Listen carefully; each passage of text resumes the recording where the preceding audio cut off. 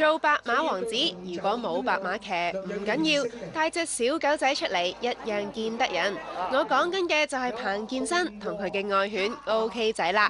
呢日係健仔正式成為紅酒袋代言人嘅大日子，為咗隆重其事，健仔執到正一正，以一身白色禮服出席。除咗帶埋佢嘅最愛 OK 仔一齊嚟之外，好友陳百祥、鐘鎮濤、張國強、黎小田、狄爾達同賈曉晨等人都嚟到支持啊！咁今日成個新郎哥咁好靚仔啊！係啊，哇好啊靚仔，我都幾乎唔認得佢啊。其實唔係，咁咧就係今日嗰個老闆話：喂，你今日係代言人喎，你好可唔可以着得好啲啊？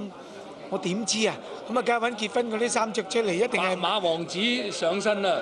哇，好 fit 啊呢套衫，得唔得？係咯，結婚嗰時着過，而家拎翻出嚟着一樣咁 fit， 哇真係！草二奶得唔得？佢願望嚟嘅，呢個係遲啲啦。唔係講笑啫，講笑。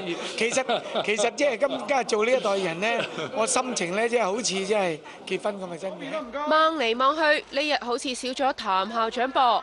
佢一向都同健仔好好朋友，冇理由唔支持佢㗎。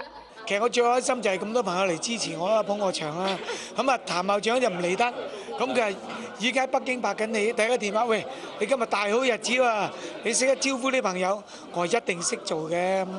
係啊，我諗隻歌嚟送俾佢啊！啊咩歌啊？遲來的春天啊！你到而家先至大紅大紫啊！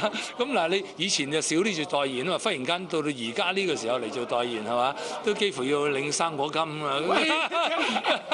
睇嚟 B 哥哥都幾有幽默感，唔怪之得佢嘅女女中意都有樣學樣。妹妹仲有2個月先出世啫，佢就已經幫定妹妹改個好名啦。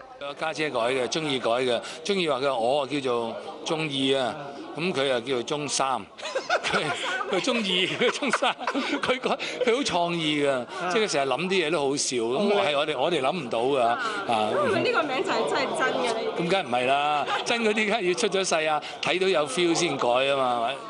叻過陳百祥，除咗